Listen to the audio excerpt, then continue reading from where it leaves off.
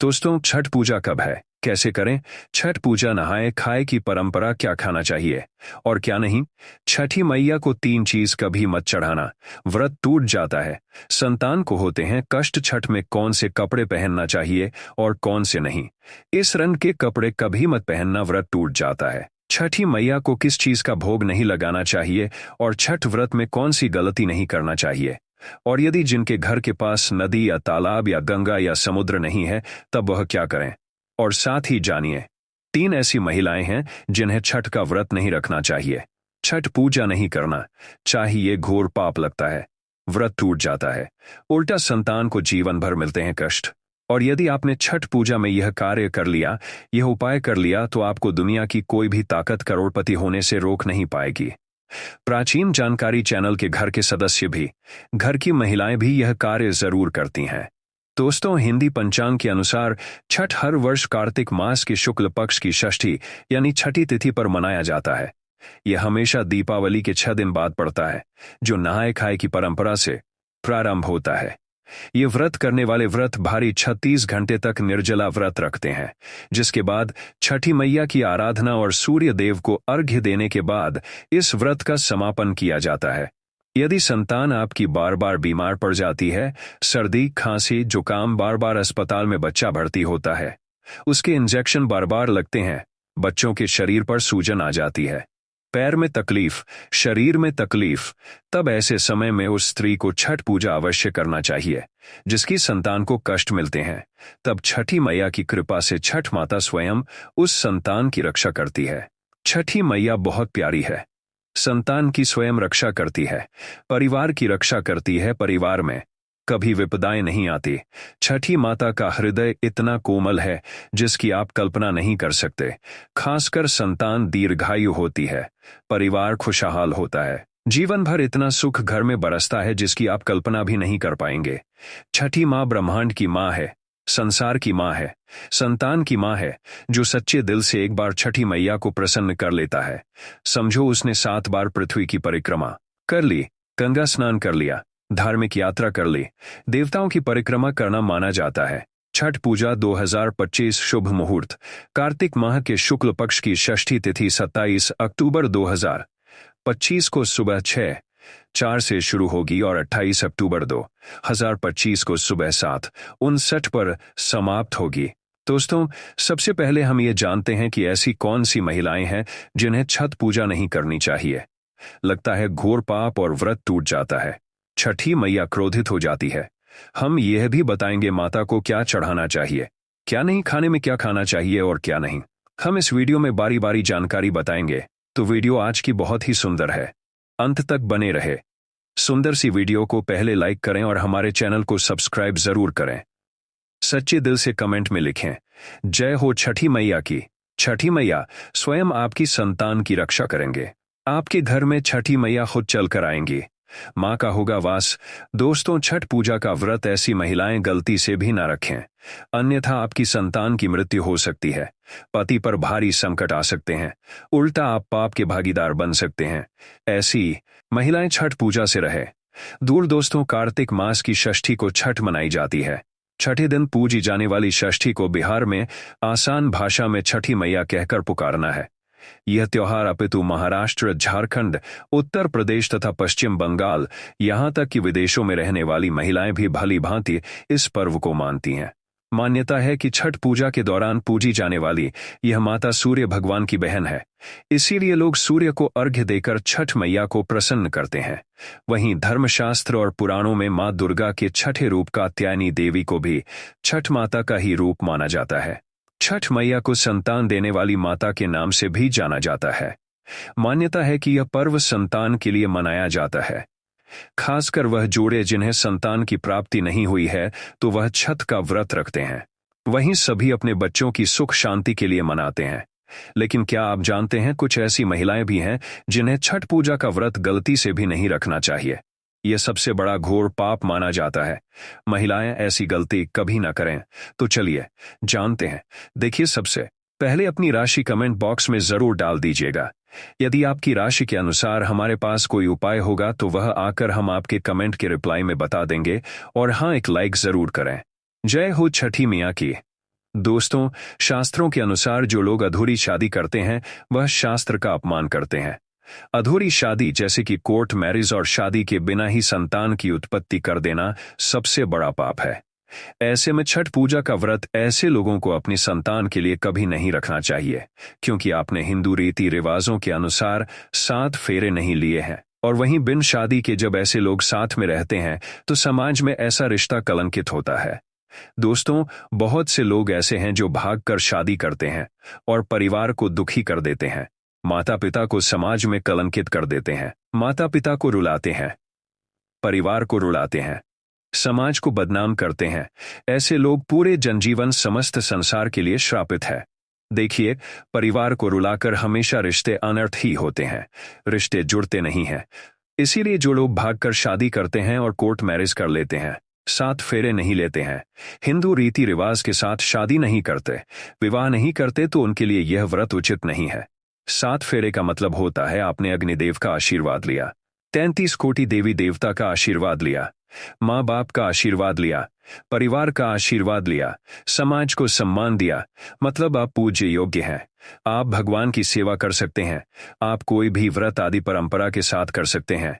यदि जिस स्त्री को हल्दी न लगी हो, जिस पुरुष को हल्दी न लगी हो, ऐसा विवाह भी अशुभ होता है। शादी में हल्दी अवश्य लगना चाहिए, तभी ही आप व्रत आदि रख सकते हैं, पूजा पाठ कर सकते हैं, किसी भी मांगलिक कार्य में आप शामिल हो सकते हैं।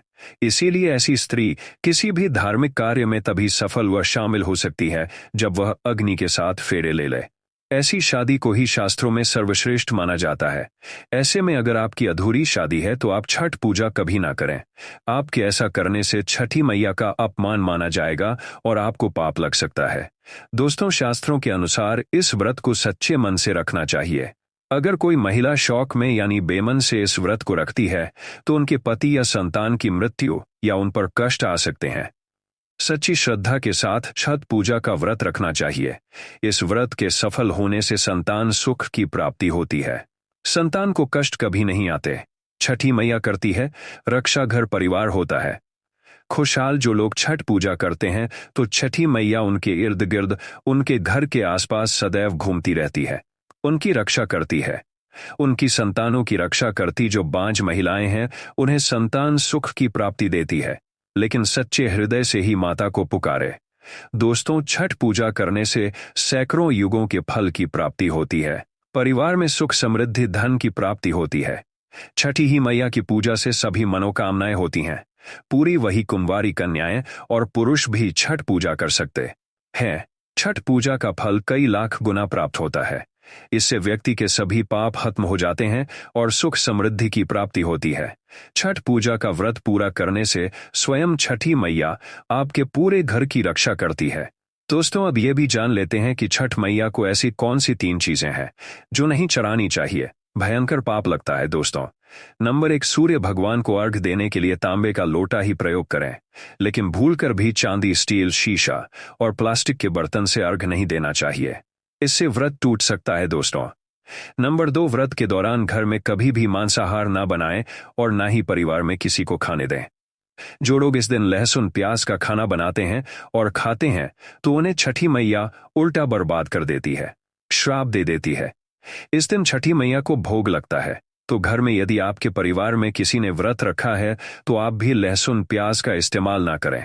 आप किसी और दिन को खा सकते हैं, लेकिन मांस, मदिरा, लहसुन, प्याज आदि ना खाएं।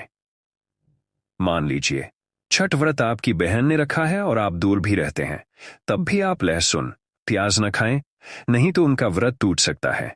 साथ ही साथ व्रत के दौरान घर में मदिरा आदि और धूम्रपान भी नहीं करना चाहिए।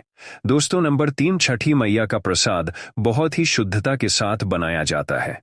उनका प्रसाद हमेशा ऐसे चूल्हे पर बनाएं जिसे ताजी लेपा गया हो।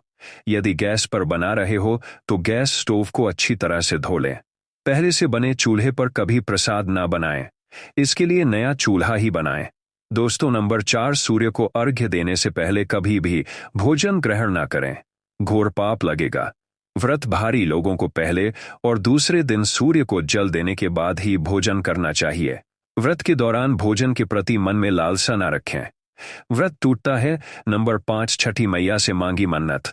अगर पूरी हो जाए तो आपको अपनी मन्नत का पूरा होने की विशेष पूजा जरूर करनी चाहिए, अन्यथा मैया के प्रकोप का सामना करना पड़ सकता है। नंबर 6, छठ का व्रत करने वालों को जमीन पर 4 दिन तक सोना चाहिए। छठ पूजा वाले कमरे में ही अपना आसन लगाना चाहिए। ऐसे में आपको छठ मैया का ध्यान करते रहना चाहिए। इससे मां आपके व्रत को संपूर्ण करती है और कोई भी विघ्न बाधा नहीं आती है। नंबर 7, जिस जगह पर प्रसाद बन रहा हो वहां साधारण भोजन भी नहीं बनाना चाहिए। साथ ही साथ उस स्थान पर खाना भी वर्जित है।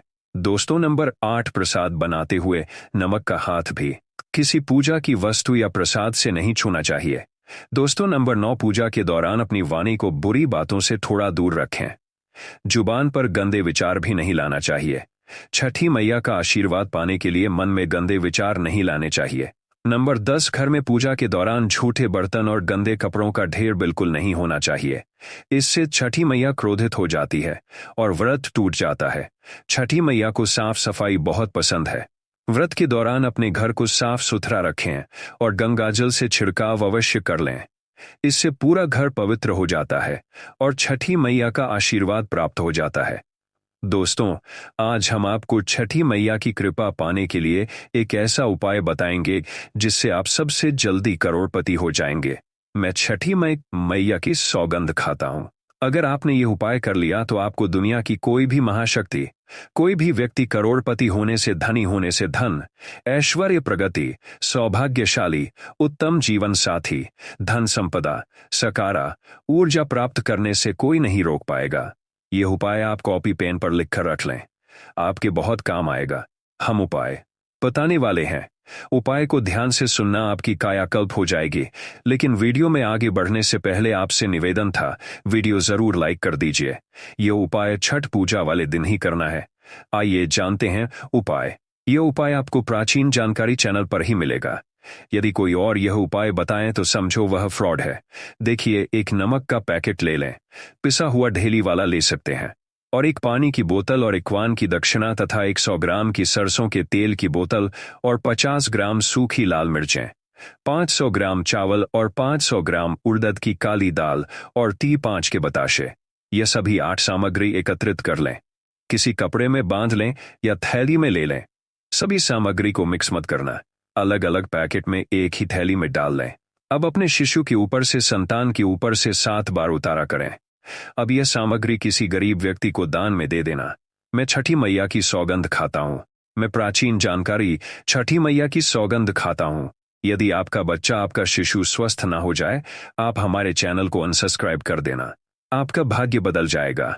यदि आप व्यापारी हैं तो आपका व्यापार 100 गुना बढ़कर चलेगा। यदि आप स्टूडेंट हैं तो आपका मन पढ़ाई में खूब लगेगा। सरकारी जॉब लगेंगी। संतान की प्राप्ति होगी। विवाह में हो रही देरी तो वह भी पूरी हो जाती है। यदि बीमार व्यक्ति आपके घर में कोई हो और खाट पर पड़ा है तो उस बीमार व्यक्ति के ऊपर से इसे 7 बार उतार देना या दान कर देना, वह तुरंत ठीक हो जाएगा। यदि व्यापार मंदा चल रहा है तो गल्ले के ऊपर से 7 बार उतार कर इसे दान कर देना, बहुत फर्क पड़ेगा। दोस्तों, ये उपाय हम भी जरूर करते हैं और हम अवश्य करेंगे। हमें छठी मैया की कृपा साक्षात प्राप्त हुई है। यह उपाय सैकड़ों साल से हमारे बुजुर्ग करते चले आ रहे हैं और यह उपाय मैं अवश्य करता हूं। आप यह कार्य पूर्णिमा, अमावस्या पर भी कर सकते हैं। दोस्तों, एक और महा उपाय, आप नदी या तालाब या समुद्र के तट पर अवश्य जाएंगे। छठ पूजा के लिए तो यह उपाय आपके सोए हुए भाग्य को चमका देगा। आइए जानते हैं। देखिए, छठी मैया की पूजा के लिए आप तट पर अवश्य जाएंगे। तब आप अपने साथ में एक तांबे का सिक्का या चांदी का सिक्का अवश्य हाथ में लेकर जाएं, और जब आपकी पूजा संपन्न हो जाए तब छठी मैया का यह मंत्र बोलकर इस सिक्के को पानी में प्रवाहित कर देना, विसर्जित कर देना। मंत्र है ओम ह्रीम ह्रीम सूर नमः। इस मंत्र को 3 बार बोलना है और सिक्के को जल में विसर्जित कर देना। फिर आप देखना, लंबे समय से जो परेशानी चली आ रही थी वह दूर हो जाएगी। लंबे समय से जो घर में बीमारी थी दूर हो जाएगी। लंबे समय से घर में जो गरीबी थी, किसी का श्राप लगा था, संतान बीमार है, वह ठीक हो जाएगी। आपके जीवन में ऐसा परिवर्तन आएगा जिसकी आपने कल्पना भी नहीं की होगी। यह बहुत ही गुप्त उपाय है। किसी को बताकर ना करें, चुपचाप करें। छठी मैया बहुत प्रसन्न होती है। यदि आप यह उपाय किसी को बताना चाहते हैं तो आप कॉपी पेन पर उसे लिखकर दे दें। आप उसे ना बोले, बड़ा विशेष चमत्कारी उपाय है। यह सिक्के का यह उपाय बहुत ही गुप्त उपाय है, आपको रंग से राजा बना देगा। बस इस उपाय का ढिंढोरा न पीठे, गुप्त तरीके से कर देना। दोस्तों, आप में से कौन कौन छठी मैया का आशीर्वाद पाना चाहता है तो सच्चे दिल से कमेंट बॉक्स में लिखे जय हो। छठी मैया के लिए एक लाइक तो बनता। En ta sakramentimen en ta se bicar. E ta sil sanitran terror.